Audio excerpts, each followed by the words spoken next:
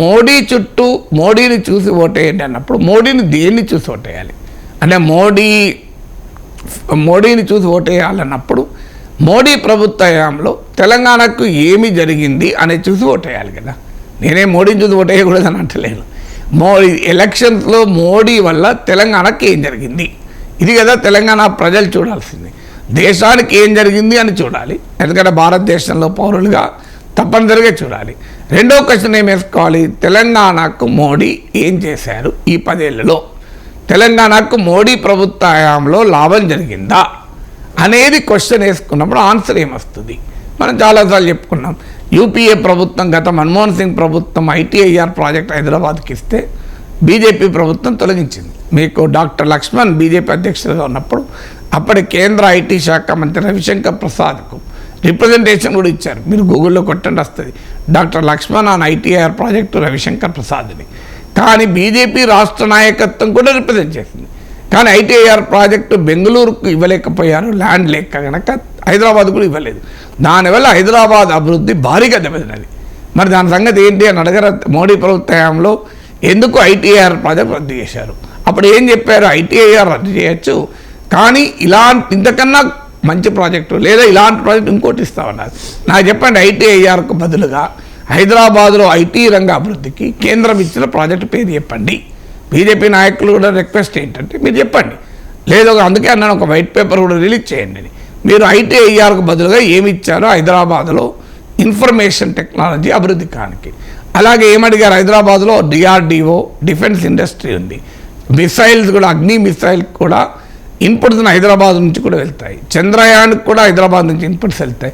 అందువల్ల మాకు defence industrial corridor ఇవ్వండి అని అడిగింది తెలంగాణలో. ఆ ప్రభుత్వం గత ప్రభుత్వం అడుగుతుంది, ఈ ప్రభుత్వం అడుగుతుంది.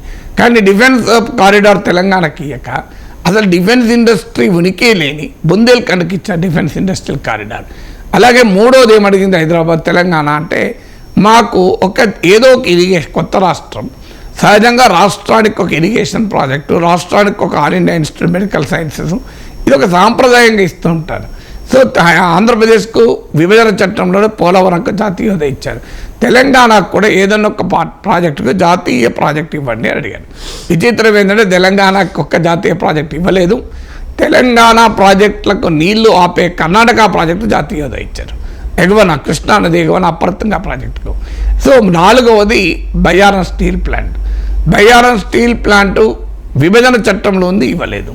అలాగే ఒక ఐఐఎం ఇవ్వాలి. హైదరాబాద్ ఇదే సెంటర్ ఆఫ్ గ్లోబల్ ఇండస్ట్రీ. మీరు భారతదేశంలో ఉన్న టాప్ కంపెనీల పేర్లు చెప్పండి, ఆ ప్రపంచంలో ఉన్న టాప్ కంపెనీల పేర్లు చెప్పండి. అవన్నీ హైదరాబాద్లో ఉంటాయి. మైక్రోసాఫ్ట్ అమెరికా తర్వాత అతిపెద్ద క్యాంపస్ మన దగ్గరే ఉంది. గూగుల్ అతిపెద్ద క్యాంపస్ ఉంది.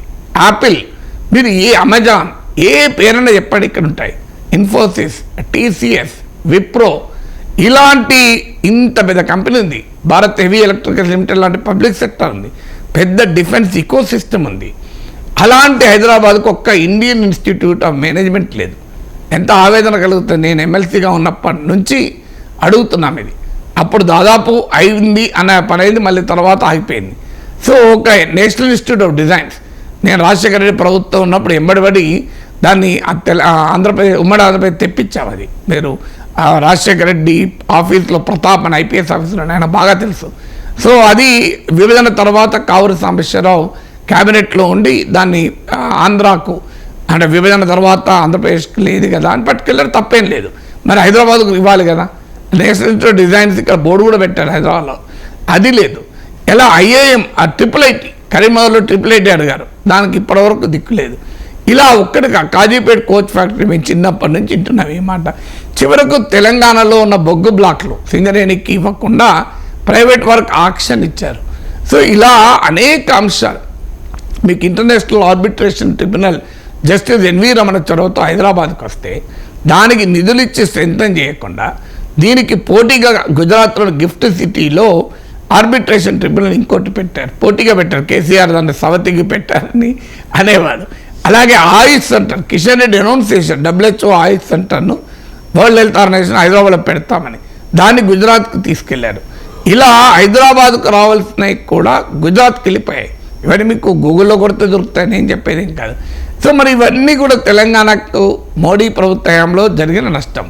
సో కొన్ని నేషనల్ హైవేస్ రావచ్చు, నేను రాలేదని అనడం లేదు. సో వచ్చినా కూడా చెప్పండి, నాకే అభ్యంతరం లేదు.